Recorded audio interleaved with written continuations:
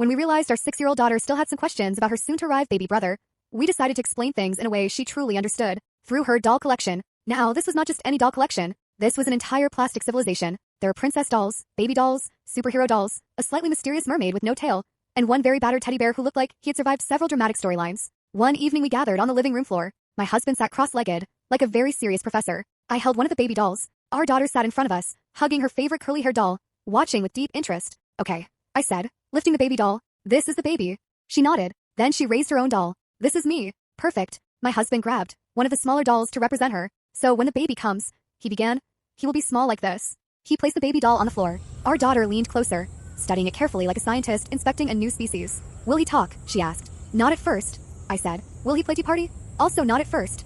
She frowned. Then what does he do? My husband gently rocked the baby doll back and forth. He mostly eats, sleeps, and cries. Our daughter looked horrified, just like Daddy when he watches football, she said. I snorted. My husband pretended not to hear that. Then he picked up another doll. And you, he said, will be the big sister. Our daughter puffed up with pride. Yes, I am the boss. Sometimes, I corrected. She allowed this compromise with a slow, thoughtful nod. Then I demonstrated something with the dolls. The baby might cry at night. I made the baby doll wiggle and said, wah. My daughter immediately grabbed one of her dolls and held it next to the baby. This one will tell him to be quiet, she said. That might not work, I explained. She thought about that. Then she brought in 2 more dolls. They will help. My husband leaned closer. You know, he said carefully. The baby might also take some attention. She froze. What attention? Well, he said. Mommy and Daddy will have to help the baby a lot. Our daughter looked down at the dolls. Then she slowly rearranged them. Her doll stood in the center. The baby doll sat nearby. Then she placed several dolls around herself. What are they doing?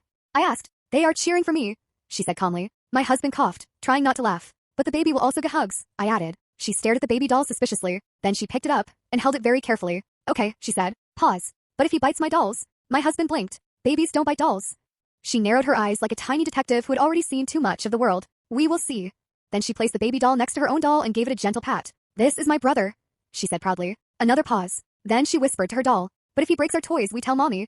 My husband leaned back and sighed. Well, he said. At least negotiations have started.